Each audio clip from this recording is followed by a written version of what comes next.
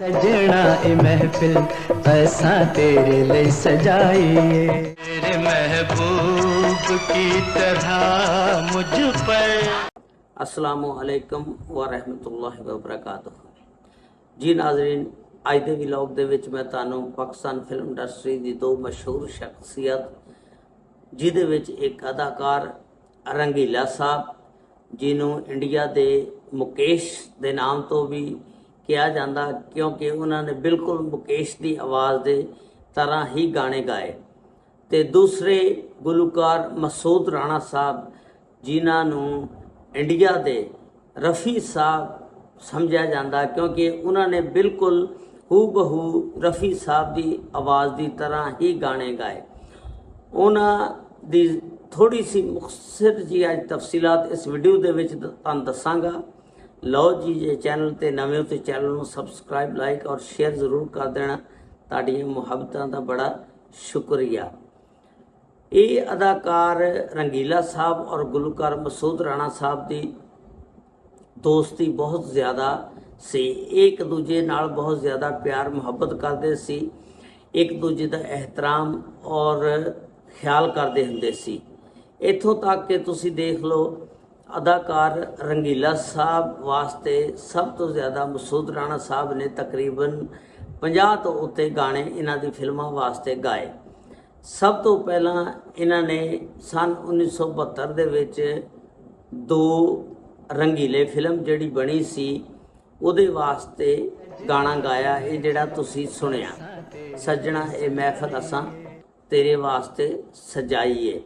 जिस वेले ये गाना गा के गुलकार मसूद राणा साहब अंदरों निकले तो अदाकार रंगीला साहब उन्होंने मूँह नूं चुमण लग पे और कहन लगे, सदके जावां तेरे राणा, मैं वारी जावां तेरे राणा, तू एडा प्यारा गाना गाया। उहदा मूँह चूमी जाते सी।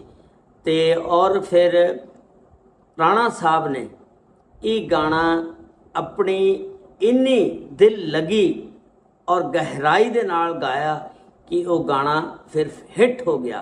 बल्कि ये पूरी फिल्म ही मसूद राणे दे गाणियां दी वजह ना फिर हिट हो गई। उस तो बाद फिर 1970 दे विच कपड़ा आशक फिल्म रंगीला साहब दी सी, जिस वेले उहदे विच ये जिहड़ा गाना सुन लो, ये जिस वेले गाया ते जिस वेले गाना गाया तो एडा गहराई दे नाल मसूद राणा साहब ने गाया और इहदे उत्ते फिर एक्टिंग जिहड़ी सी, अदाकार रंगीला साहब ने एक्टिंग इस तरह की की कि दुख और दर्द भरी इस एक्टिंग नूं वेख के ते फिल्म वेखण वालियां दे आंसू निकल आए सी।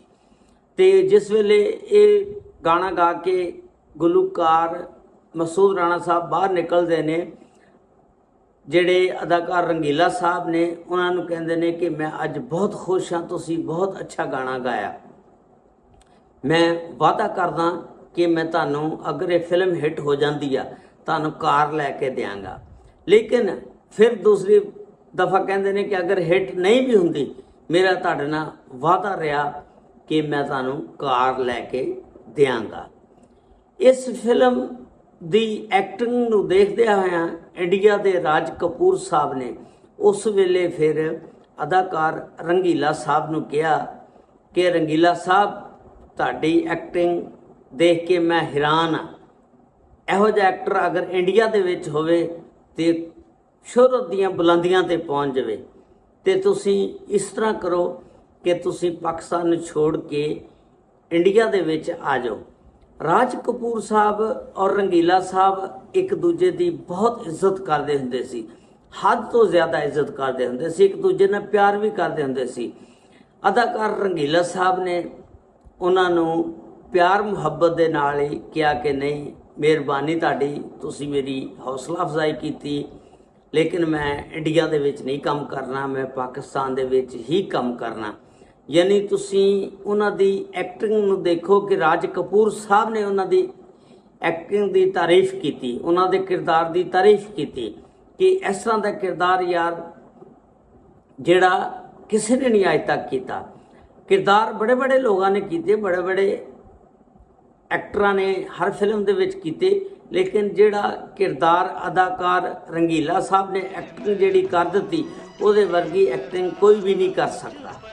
ये फिल्म जिस वेले कबड़ा आशक रिलीज़ हुंदी आ, उस तो बाद फिर जिहड़े साडे मसूद राणा साहब सी अपने पूरी फैमिली नूं नाल लै के ना कराची फिल्म वेखण चले गए। तो जिस वेले सिनेमा 'च फिल्म वेखदे ने ते वो दसदे ने कि मेरी पूरी फैमिली इस फिल्म नूं वेख के, इस गाने दी एक्टिंग नूं वेख के, इस गाने दे उत्ते एक्टिंग जिहड़ी अदाकार रंगीले ने कीती और इस तरह की दुखी एक्टिंग की कि मेरे घर दे भी रो पे और नाल जिहड़े मेरे दोस्त सी आए हुए वो भी रो पे ते नाल उन्होंने मैनू भी रवाता। ये गाना सुन के मेरे महबूब की तरह ए खुदा मुझ पर भी तू मेहरबान हो जा। ये जिस वेले एक्टिंग इहदे उत्ते अदाकार रंगीले साहब ने की ते अदाकार रंगीला साहब की एक्टिंग नूं वेख के ते सारे यानी रो पै सी। ते फिर वो फिल्म वेख के कुछ देर बाद जिस वेले गुलूकार मसूद राणा साहब लाहौर आते ने, आके रंगीला साहब नूं मिलते ने और रंगीला साहब नूं वो गल फिर याद कराते ने कि तुसीं मैनूं कार लैके देनी सी। अदाकार रंगीला साहब ने कहा बिल्कुल जी मैं तुहानूं कार लैके देंगा, बल्कि सुबह ही लैके देंगा। लेकिन मसूद राणा साहब कहते ने ठहर जाओ, मैं तुहानूं इस दी सारी स्टोरी सुनाना। उन्होंने फिर इस तरह सारी स्टोरी सुनाई कि इस तरह मेरे सारे घर दे रो पै सी कि इस दे विच तुसीं एक्टिंग ही इस तरह की कीती है। सानूं अपने पूरी फैमिली की तरफों दाद देना, तुहाडी तारीफ करदा इस वजह ना कि तुसीं एक्टिंग बहुत अच्छी कीती। ते इहदे विच मैं गाना बहुत अच्छा गाया, दिल की गहराइयां ना गाया, लेकिन जिहड़ी तुसीं एक्टिंग करती ना उहो जी एक्टिंग कोई बंदा नहीं कर सकता। तुसीं इहदे विच एक्टिंग इस तरह करती आ कि जिस तरह एक जज एक फांसी देने वाले मुजरम नूं फांसी की सज़ा दे के ते वो कलम नूं तोड़ दिंदा, सुट दिंदा, ताकि दूसरे बंदे नूं फांसी की सज़ा इस कलम दे नाल ना दित्ती जावे। इस तरह तुसीं एक्टिंग कीती आ कि इस तो बाद कोई एक्टिंग ही नहीं कर सकता। इस तरह उन्होंने उसकी तारीफ की, उन्होंने दाद दी और फिर क्या कि इस दी वजह ना मैं हुण तुहाडे कोलों कार नहीं लैनी, मैनू इन्नी खुशी हुई आ कि तुसीं एक्टिंग बेहतरीन की आ। ते और फिर मसूद राणा साहब ने फिर उन्हां कोलों कार नहीं सी लई। लेकिन ये फिल्म जिहड़ी सी फिर फ्लाप हो गई सी, कोई एडी नहीं चल सकी। लेकिन इस फिल्म के गाने हजे भी बड़े मशहूर ने। हुण तुसीं दूसरी साइड ते मसूद राणा साहब के बारे च आ जाओ। मसूद राणा साहब जदों सऊदी अरब उमरे ते जाते हैं, उत्थे उन्हां दी मुलाकात गुलूकार मोहम्मद रफ़ी साहब नाल हो जाती है। मोहम्मद रफ़ी साहब कहते हैं यार मसूद राणा साहब, मैं जदों भी कोई गाना तुहाडा सुनना मैनू इस तरह लगता, मैनू भुलेखा लग जाता कि ये गाना मैं ही गाना। तो फिर मैं दोस्तां यारां नूं पुछदा यार ये किहड़ा गाना और किहड़ी फिल्म का गाना जिहड़ा ये मैं गाया तो मैनू दसो। फिर मेरे दोस्त यार दोस्त मैनू दसदे ने कि ये मसूद राणा दी आवाज़ दे विच गाना आ ते ये उन्होंने गाया। तो वो कहते ने मैं पहचान नहीं सकता सी कि ये गाना मैं गाया या मसूद राणा ने गाया। वो कहते हैं कि तुहाडी बिल्कुल आवाज़ मेरी तरह की हैगी आ ते तुसीं मेरी तरह ही गाना गाते हो। तो इस तरह उन्होंने मसूद राणा साहब की बड़ी तारीफ की और मसूद राणा साहब नूं पाकिस्तान दे विच तुसीं कह लो कि दूसरा मोहम्मद रफ़ी कहा जाता। तो इस तरह इन्होंने बहुत ज़्यादा फिल्मों वास्ते तकरीबन 1000 तो उत्ते हिट गाने गाए ने और बहुत अच्छे गुलूकार से मसूद राणा साहब। तो इन्होंने फिल्म 2 रंगीले तो बाद फिर ये फिल्म भी बड़ी कामयाब हो गई। तो अदाकार रंगीला और गुलूकार मसूद राणा साहब भी फिर शोहरत दीयां बुलंदियां ते पहुँच गए सी। इन्होंने बड़ा फिर उस तो बाद अरूज पाया। तो ये सी अज की स्टोरी जिहड़ी मैं तुहाडे नाल शेयर की। उम्मीद आ तुहानूं पसंद आई होएगी। लो जी, जाते जाते कोई अच्छा जिहा कमेंट्स वगैरह भी कर देना। ਤਾਂ ਕਿ ਸਾਡੀ ਹੌਸਲਾ ਅਫਜ਼ਾਈ ਹੋ ਸਕੇ। ਅੱਲਾਹ ਤਾਲਾ ਸਾਰਿਆਂ ਤੇ ਰਹਿਮਤਾਂ ਕਰੇ। ਇਨਸ਼ਾਅੱਲਾ ਅਗਲੇ ਵਲੌਗ ਦੇ ਵਿੱਚ ਕੱਲ ਜ਼ਰੂਰ ਮਿਲਾਂਗੇ ਅਗਰ ਜ਼ਿੰਦਗੀ ਰਹੀ।